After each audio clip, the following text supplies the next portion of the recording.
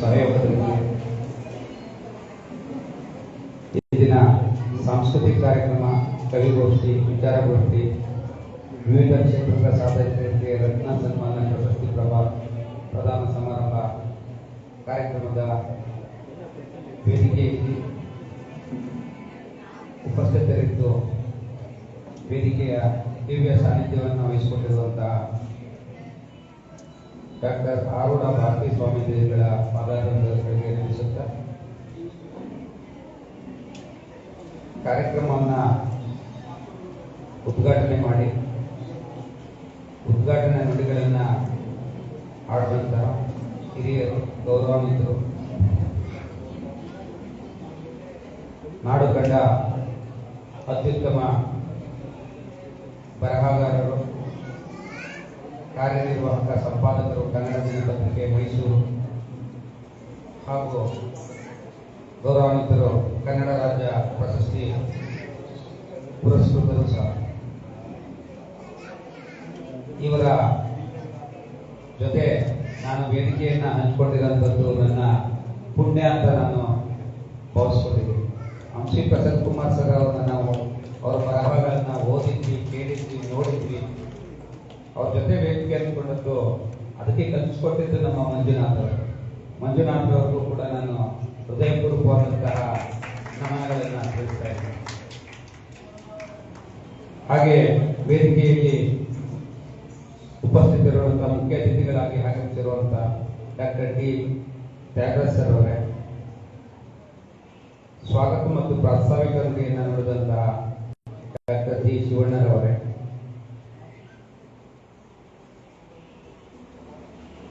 Doctor K Vasanth Kumar ಅವರೇ,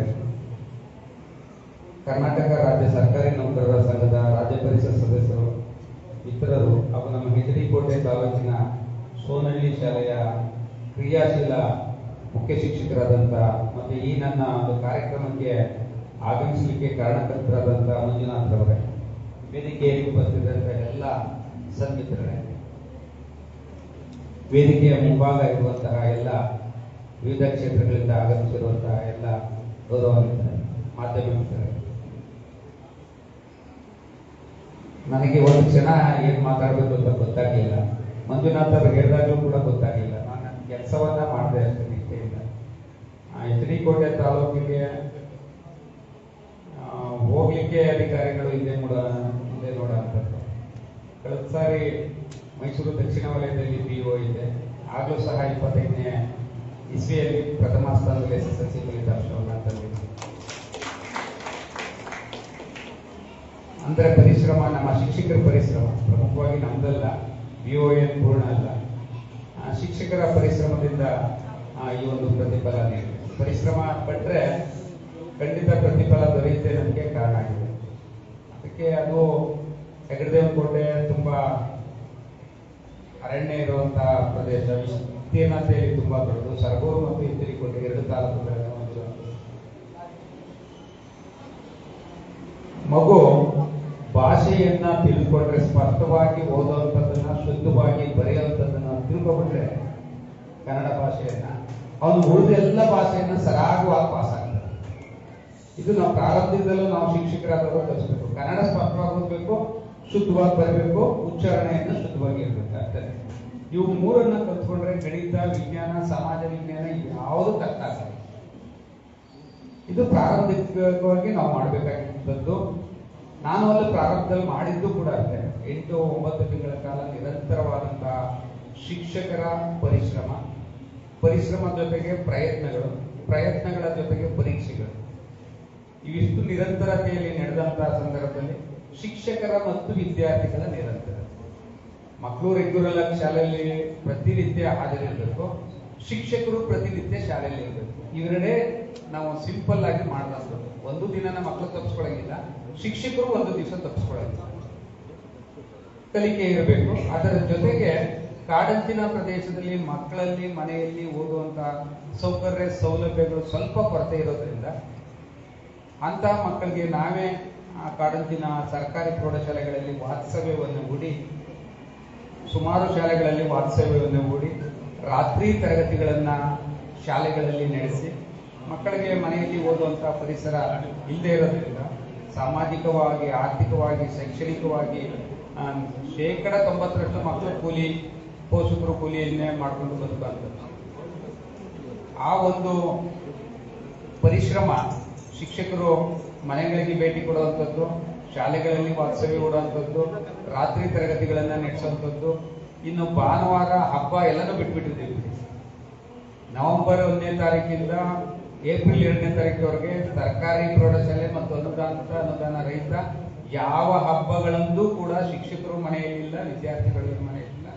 ಭಾನುವಾರನೂ ಸಹ ಸೇರಿ ಒಬ್ರು ಒಂದು ದಿನ ರಜೆ ಹಾಕಿಲ್ಲ.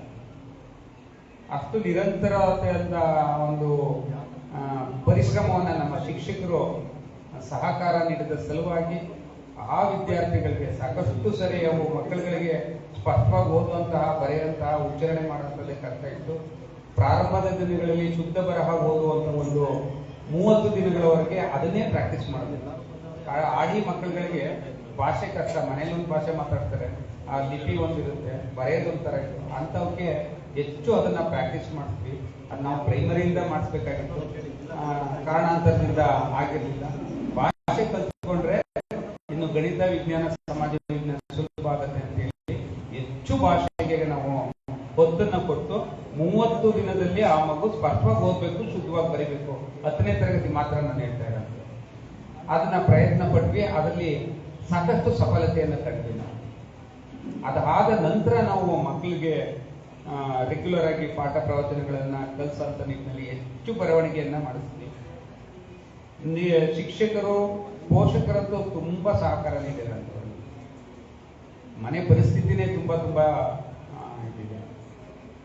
ಒಂದು ಸಣ್ಣ ಉದಾಹರಣೆ, ಪರೀಕ್ಷೆ ನಡೀತಾ ಇತ್ತು ಬೀಚ್ನಲ್ಲಿ ಸರ್ಕಾರಿ ಪ್ರೌಢಶಾಲೆಯಲ್ಲಿ. ಕನ್ನಡ ಮಾರ್ಚ್ 18ನೇ ತಾರೀಕು ಕನ್ನಡ ಒಂದು ಪರೀಕ್ಷೆ ಬರೆದಿದ್ದಾನೆ ವಿದ್ಯಾರ್ಥಿ. 21ನೇ ತಾರೀಕು ಸೈನ್ಸ್ ಇದೆ. ವಿದ್ಯಾರ್ಥಿಯ ಪೋಷಕರು ಪಾಪ ಕೃಷಿ ಕೂಲಿ ಕಾರ್ಮಿಕರು ಮನೆ ಮೇಲೆ ಸಾಲ ತಗೊಂಡಿದ್ರು. ಯಾವುದೋ ಒಂದು ಖಾಸಗಿ ಬ್ಯಾಂಕ್ ಬಂದು ಅವ್ರನ್ನ ರೈಡ್ ಮಾಡಿ ಮನೆ ಸೀಜ್ ಮಾಡಿ ಕೊಟ್ಟೋದ್ರು. ಪೋಷಕರು ಹೆದರಿ ಮಗುನು ಕರ್ಕೊಂಡು ಹೊರಗೆ ಕೊಟ್ಟೋಗ್ರು. ಒಂದು ಪೇಪರ್ ಬರ್ತಿದ್ದಾರೆ. 2,80,000 ರೂಪಾಯಿ ಹಣ ಕಟ್ಟಬೇಕಾಗಿತ್ತು. ನಾವು ಸಬ್ ಇನ್ಸ್ಪೆಕ್ಟರ್ಗೂ ಅಪ್ರೋಚ್ ಮಾಡಿದ್ವಿ, ಮೀಡಿಯಾದವರು ಕೂಡ ಸರ್ ಕೋರ್ಟಿಂದ ಆಗಿರೋಂಥದ್ದು ಏನು ಮಾಡೋಕ್ಕಾಗಲ್ಲ. ಆ ಮಗುವಿನ ಭವಿಷ್ಯ ಏನಾಗಬೇಕು ಅಂತೇಳಿ ಹುಡುಕಿಕೊಂಡು ಹೋಗಿ, ಆ ಮಗು ಪಾಪ ತಂದೆ ತಾಯಿ ಭಯ, ಏನಾದರೂ ಕರ್ಕೊಂಡು ಹೋಗ್ಬಿಟ್ಟಿರ್ತಾರಂತ, ಪೊಲೀಸ್ನವ್ರು ಹೇಳ್ಕೊಂಡು ಹೋಗ್ಬಿಟ್ಟಿರ್ತಾರಂತ, ಮಾನ ಮರ್ಯಾದೆ ವಿಚಾರ ಬಸ್ತು 2,80,000 ರೂಪಾಯಿ ಅವರು ಸಾಲ ಮಾಡಿದ್ರು.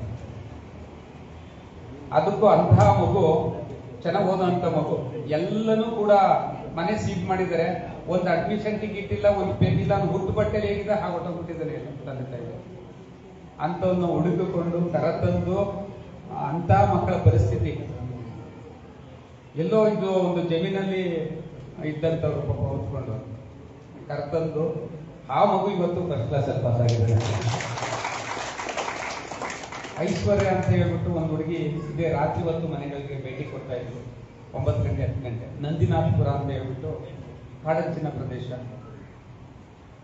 ಕೆಂಚನಹಳ್ಳಿ ಸರ್ಕಾರಿ ಪ್ರೌಢಶಾಲೆಯಲ್ಲಿ ಓದ್ತಾ ಇರೋಂಥ ಒಂದು ಹೆಣ್ಣು ಮಗು.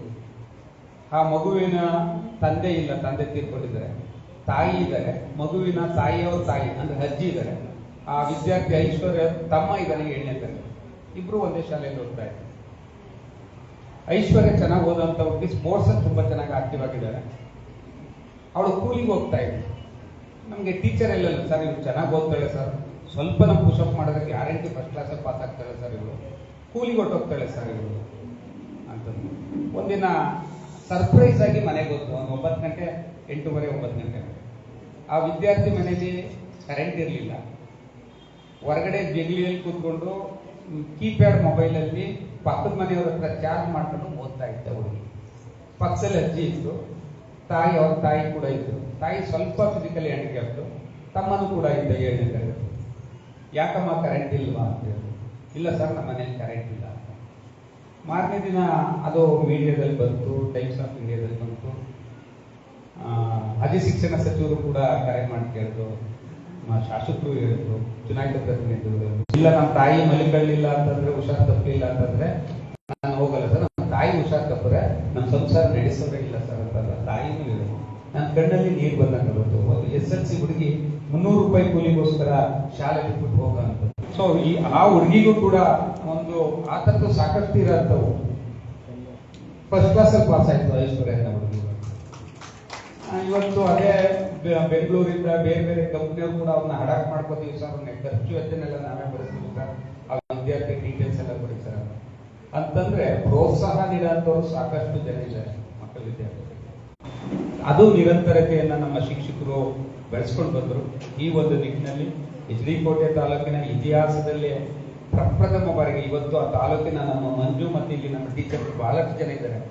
ಎಷ್ಟು ಸಾಮಾನ್ಯ ಜನ ಖುಷಿ ಪಡ್ತಾರೆ ಅಂದ್ರೆ ನಮ್ಮ ಕರ್ನಾಟಕ ರಾಜ್ಯದಲ್ಲೇ ಅಷ್ಟು ಶಿಕ್ಷಣದ ಬಗ್ಗೆ ಖುಷಿ ಪಡೋಂಥವ್ರು ಸಾಮಾನ್ಯ ಜನ ಖುಷಿ ಪಡ್ತಾ ಇರೋಂಥದ್ದು. ಅಯ್ಯೋ ಕೋಟೆ ತಾಲೂಕು ಫಸ್ಟ್ ಬಂತು ಸಟ್ ಬಂತು ಅಂತ ಟೀಚರು, ಮಕ್ಕಳು, ಸಂಸ್ಥೆ, ಶಾಲೆ ಸಂತೋಷ ಪಡೋದು ಹೋಗ್ತಾರ. ಅಲ್ಲಿಯ ಪ್ರತಿಯೊಂದು ಸಂಘ ಸಂಸ್ಥೆ, ರೈತರಾಗಿರ್ಬೋದು, ಸಂಘಟನೆಗಳಾಗಿರ್ಬೋದು, ಚುನಾಯಿತ ಪ್ರತಿನಿಧಿಗಳಾಗಿರ್ಬೋದು, ಎಲ್ಲರೂ ಕೂಡ ಬಹಳ ಸಂತಸವನ್ನ ಪಡ್ತಾ ಇರೋಂಥದ್ದು. ಅಲ್ಲಿಯ ಮುಗ್ಧ ಜನರಿಗೆ ಶಿಕ್ಷಣದ ವ್ಯವಸ್ಥೆ, ಶಿಕ್ಷಣದ ಅವಶ್ಯಕತೆ ಎಷ್ಟಿದೆ ಅನ್ನೋದನ್ನ ನಾವು ಮನಗಾಣ್ತೀವಿ. ಒಟ್ಟಾರೆ ನನ್ನನ್ನು ಕೂಡ ಇವತ್ತು ಗುರುತಿಸಿ ಕರೆದು ಇಲ್ಲಿ ಮಾತಾಡಲಿಕ್ಕೆ ಅವಕಾಶ ಮಾಡಿಕೊಟ್ಟಂತ, ಗೌರವಿಸಲಿಕ್ಕೆ ಕಾರಣಕರ್ತರಾದಂಥ ಸಂಸ್ಥೆಯ ನಮ್ಮ ಜಿಲ್ಲಾ ಕನ್ನಡ ಸಾಹಿತ್ಯ ಪರಿಷತ್ ಮತ್ತೆ ಕಾವ್ಯಶ್ರೀ ಚಾರಿಟಬಲ್ ಟ್ರಸ್ಟ್ ಇವರಿಗೆ ನಿಜವಾಗ್ಲೂ ನನಗೆ ತುಂಬಾ ಸಂತಸ ತಂದದಂತಂದ್ರೆ ಹಂಸಿ ಪ್ರಸನ್ನ ಕುಮಾರ್ ಸರ್ ಅವರ ಜೊತೆಗೆ ವೇದಿಕೆ ಬಹಳ ಸಂತಸ. ಅದಕ್ಕೆ ನಮ್ಮ ಮಂಜುನಾಥ್ ಅವರು ಬಹಳ ಸಕ್ರಿಯ, ಅವರು ಸೋನಳ್ಳಿ ಅಂತ ಅವ್ರದ್ದು ಒಂದು ಆಡಿ ಶಾಲೆ, ಅವರು ಟ್ರಾನ್ಸ್ಫರ್ ಆಗಿ ಹೋದ್ರು ಹೆಚ್ಚುವರಿಯಾಗಿ ನಾಯಕರ ಬೀದಿ ಶಾಲೆಯಿಂದ ಟೌನಿಂದ ಸೋನಹಳ್ಳಿ ಶಾಲೆಗೆ ಹೋಗಿ 3 ತಿಂಗಳು